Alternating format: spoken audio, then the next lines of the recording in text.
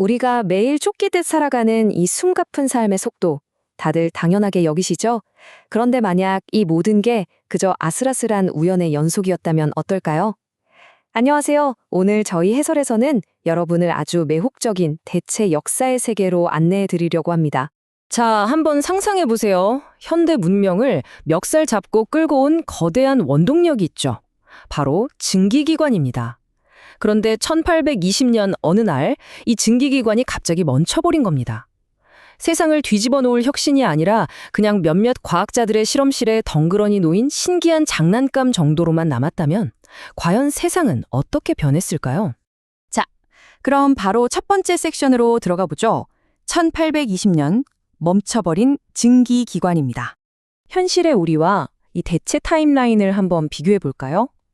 우리가 아는 역사는 폭발적인 성장과 눈부신 산업화잖아요. 하지만 이 대체 타임라인에서 유럽은 여전히 막강하긴 해도 대규모 기계 공장 시스템이 끝내 퍼지지 못합니다. 사람들은 여전히 온전히 인간의 손에 의존해서 물건을 만들어요. 당시 사람들은 그냥 기술이 좀 늦어지나 보다 했겠지만 사실 이 작은 멈춤이 인류 역사의 방향을 완전히 영원히 틀어버리게 됩니다. 여기서 정말 흥미로운 건 엄청난 나비 효과가 일어난다는 거예요. 유럽이 여전히 부유하긴 했지만 성장의 한계에 부딪히거든요. 무엇보다도 기계로 무기를 대량 생산하는데 실패합니다. 이게 무슨 뜻이냐고요? 압도적인 화력이 없으니까 유럽이 전 세계를 무력으로 온전히 지배할 수가 없는 거예요. 우리가 역사 시간에 배웠던 그 잔혹한 글로벌 식민지 역사의 경로가 여기서 완전히 빗나가게 되는 겁니다. 자연스럽게 힘의 균형이 이동하겠죠. 두 번째 섹션, 인도양이 세계의 중심이 되다입니다. 1850년쯤 되면 세계 지도가 우리가 아는 것과는 아주 극단적으로 달라집니다. 청나라나 인도처럼 인구가 엄청난 문명들은 유럽에 먹히는 게 아니라 오히려 더 안정적인 세계의 중심이 됩니다. 인도양은 아라비아 상인들, 인도의 자본가들, 중국의 항구들이 얽히는 아주 평화롭고 거대한 무역의 심장이 되거든요. 그럼 런던은 어땠을까요? 런던은 도태되지 않으려고 말 그대로 발버둥을 칩니다. 기계가 없으니까요. 런던의 그 어둡고 잔혹한 지하세계에서는 자국민들을 거대한 톱니바퀴를 돌리는 소모품으로 무참히 갈아넣기 시작합니다. 평화롭게 번영하는 느린 아시아와 살아남기 위해 지하에서 인간이 직접 톱니바퀴를 돌리는 서양, 정말 완벽하게 역전된 극단적인 두 세계가 열린 거죠. 그리고 이런 파급 효과는 아메리카 대륙까지 고스란히 이어집니다. 대량 생산 시스템도 자동차도 끝없이 뻗어가는 철도도 등장하지 못했어요. 결국 20세기 초가 될 때까지 전 세계는 그냥 조용하고 느릿느릿한, 어쩌면 조금 아슬아슬한 증기 문명 단계에 꽉 묶여 있게 됩니다. 이런 세상에서는 싸우는 방식도 달라질 수밖에 없겠죠? 4번째 섹션, 느리고 긴 경쟁의 시대입니다.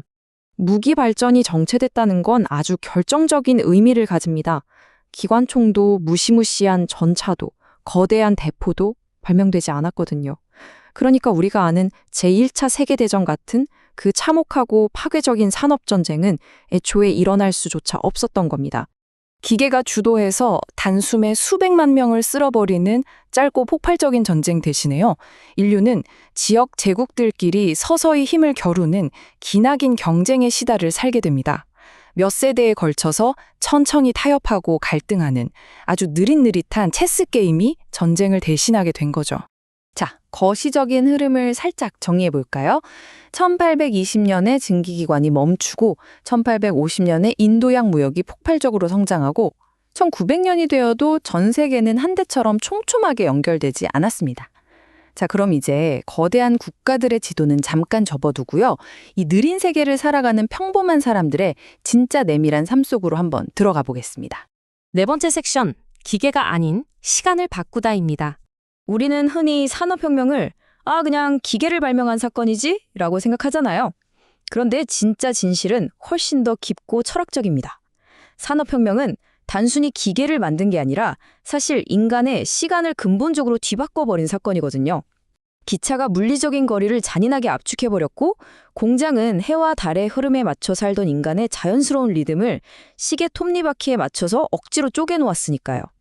하지만 산업혁명이 일어나지 않은 이 고요한 세계에서는 삶의 풍경이 완전히 다릅니다. 사람들은 훨씬 부드럽고 여유로운 속도로 호흡해요. 대도시의 삭막함이나 미친 듯한 대량 소비의 강박도 없습니다. 수세대에 걸쳐서 지역 공동체와 가족 구조가 그대로 유지되고요. 대부분 사람들은 평생 자기가 태어난 땅에 깊이 뿌리 내리고 살아갑니다. 그 미친 듯한 속도가 사라진 자리를 끈끈한 관계와 안정이 꽉 채우고 있는 거죠. 자, 이제 이 해설의 가장 핵심적인 부분으로 넘어가 보겠습니다. 5번째 섹션, 속도와 인류의 행복입니다. 1900년에 이 대체 세계를 한번 떠올려 보세요. 비행기도 없고, 인터넷도 없고, 클릭 한 번으로 쇼핑하는 쾌락도 없죠. 모든 게 단절되어 있고 느립니다. 그런데 정말 놀라운 건 이 세계 사람들이 현대의 우리보다 훨씬 덜 불안해 보인다는 겁니다. 매일 아침 살아남기 위해 남들보다 빨리 달려야만 하는 현대사회 특유의 번아웃이나 피말리는 생존 경쟁? 그 속도 자체가 아예 존재하지 않기 때문이죠.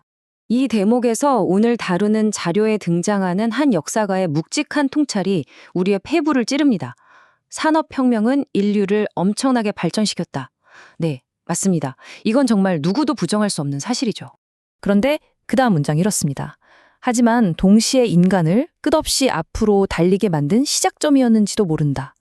와, 정말 뼈를 때리지 않나요? 기계의 발명이 풍요를 가져다 준 건 맞지만 그 대가로 우리는 전원 스위치를 끌 수 없는 러닝머신 위에 억지로 올라타게 된 겁니다.